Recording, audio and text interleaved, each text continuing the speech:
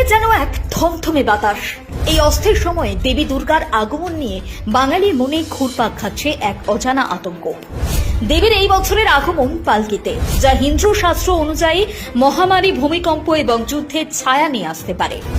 পালকির আগমন সাধারণত শাস্ত্রে অশুভ হিসেবে বিবেচিত। এবারের পুজোর দেবী দুর্গা পুত্র কন্যা নিয়ে পালকিতে করে মর্তে পা রাখবেন।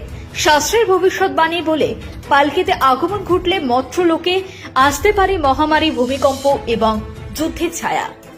দোলায়াং মকরং ভবেত, এই মন্ত্রে স্পষ্ট যে মহামারীর ফলে বিপুল প্রাণহানির সম্ভাবনা দেখা দেয়।